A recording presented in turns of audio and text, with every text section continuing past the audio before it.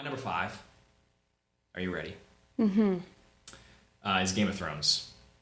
Wow. I thought Yes. that would be high on your list. No, so it's number 5. It was amazing. I only read the first book, so I was pretty much going through it, not having any idea what happens or what was going to happen. It is epic. It has phenomenal acting. It is no one was safe, which I liked. No one was safe. Everyone was could be killed at any time, and my kind of why it's number 5 instead of any higher is the last season, which while it was great, I didn't really completely like it. Are you distracted right now by the guy across the We have a neighbor that's who's washing his dishes right that's washing his dishes, but his kitchen sink is right below a window, and he's just staring right directly at us. You're And I distracting me. can't. I can't stop. Yeah. I'm like, I wonder what he's thinking right now. Yeah, I don't know. So Game of Thrones number 5, great show. Definitely kind of captured everyone's attention for almost all the decade, which is another complaint is a show like taking 2 years off between seasons is like that's a strike in my book. Okay, that's You know, fair. it was very drawn out, and then for it to be so drawn out, and then like feel like it was rushed at the end with just those last 8 episodes. Didn't I really never make watched me- the show. I tried watching the first episode, and there were so many characters, I was completely lost. Yeah, it's definitely hard to watch. And it's in that respect. from the few scenes that I've witnessed as you've been watching it, and I would just be home. It's gory, and there's some kind of, I mean, it's grotesque in a way. And Oh, for sure. I had heard like the common complaint from people that would talk about it, even though they continued to watch it, was that characters were getting killed off left and right. You'd get invested in a character and then they'd die. They had no sense of loyalty to a character. Yeah, well, it's because the writer didn't. Yes. Yeah. No, So I meant that's what I meant. The yeah. writers of the show But didn't. the writer of the book didn't. Oh, okay. And so they had to follow what he was doing. So I was like, well, this doesn't sound like the show for me. Yeah, it wasn't. It wasn't. So I never got into it. Yeah, that's my number 5. What's your number 5? So my number 5. Okay, keep in mind that overall, I had a hard time with number 5. I had 4 possible options. I'm not going to list them or go into it, but essentially the important points are that I chose my number 5 because my list is overall focused on drama. Mm-hmm. And I'm not really a drama person. I'm actually a comedy person. Yep. So I was like, I have to have a comedy. I have to have something lighthearted. And the only comedy to me that fit that bill for the last decade would be Modern Family. Okay, that's fair. And the sad part is, Modern Family, technically, I didn't watch the most recent season. Yep. So it doesn't quite fit that criteria. It doesn't quite fit my criteria, but I know wholeheartedly that the show, even in its later seasons, made me laugh. It kept me very engaged and interested, and I cared about the characters. And so I feel as though I am eventually going to watch the most recent season. So I want to include it. Yep. It was a show we watched when we were first dating. Exactly. It also reminds me, it's a little bit nostalgic in that way because it was a weekly show that came on Wednesday nights, and Yeah. that was when you and I first started dating, and I would come over to your house and we would watch Modern Family and you would make me dinner. Yep. And that was sort of like a date night for us. Yep. And so there's that part of it too, where Yeah. that particular season is tied with you and I starting our relationship. Yep. Yeah. That's a good one. It's a good show too. I think it was the first one of a series of shows that came out after it, like Blackish and now Mixedish, that tackle some of the stuff that I think like 15 years ago that show would have had a hard time sticking. Yeah. Well, the comedy, a lot of the humor, and it's different types of humor and different levels of humor, which is what I like about it. But it also, its primary focus is making fun of stereotypes. Yeah. So it makes fun of the old man married to a hot woman as a second wife trope. There's some Colombian, like Latin jokes. There's jokes about the gay culture. There's some jokes there. There's jokes about, Right. Cam is kind of a stereotypical, Yes. has some stereotypical qualities to him. The but still drama part, but also loves football. Loves football and grew up in a farm in like Missouri. And Yes.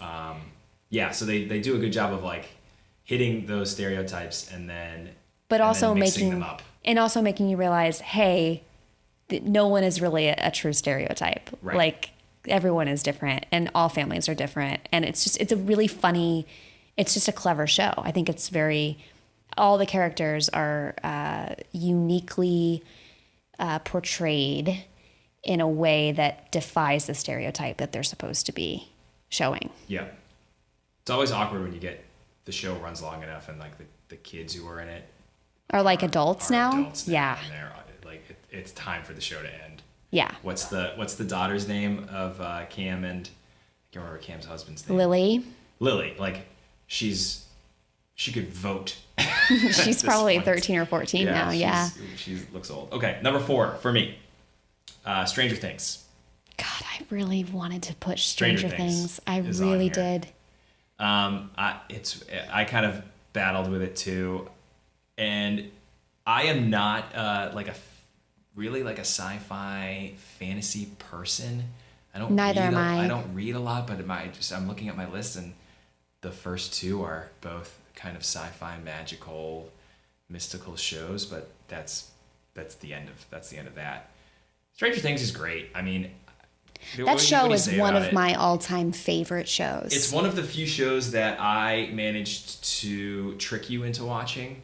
Because I thought it was scary. Because you thought it was scary. I watched the first season by myself, just in like, I don't know how I'd watch it when you weren't around or whatever. And then I put it on.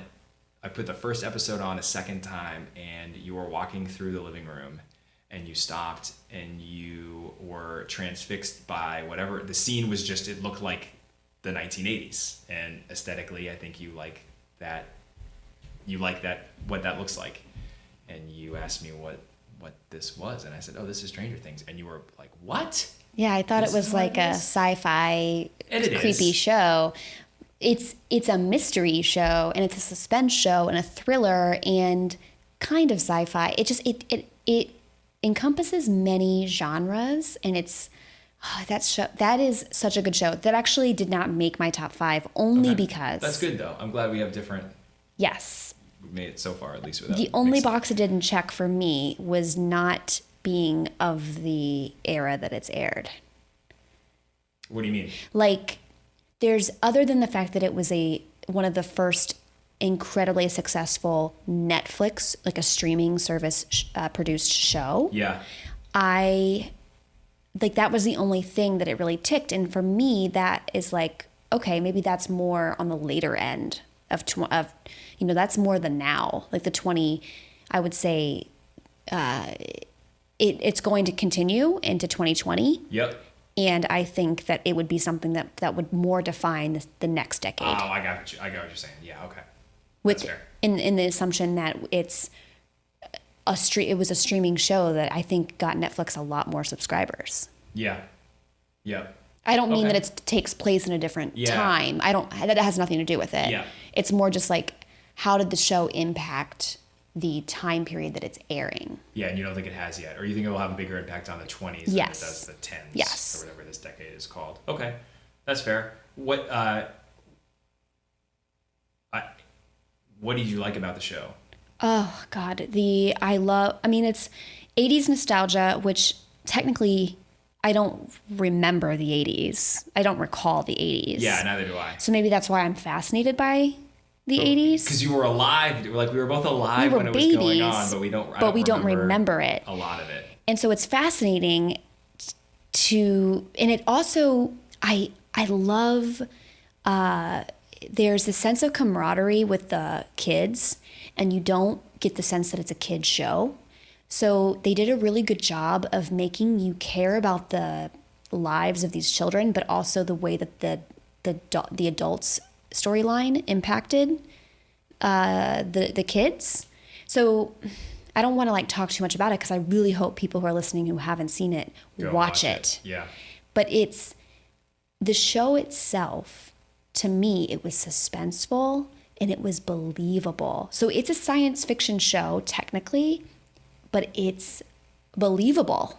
Yeah, because it happens in a place that I mean exists, right? It's Never not like, when you're not in outer watching the space, show. It's not like a Star Wars sci-fi. Exactly. You're planted in Indiana, and you're dealing with demogorgons and monsters and all sorts of stuff. Also, typically child actors, they can be difficult to watch. These children are early teens, young boys and girl. Uh-huh. And girls. That's true. Yeah, because there's in the later seasons there are more young girls. Yeah. They're so incredibly talented. Yeah, they're very good. And so believable. It's just the only actor that I think kind of didn't perform as well would have been Dustin.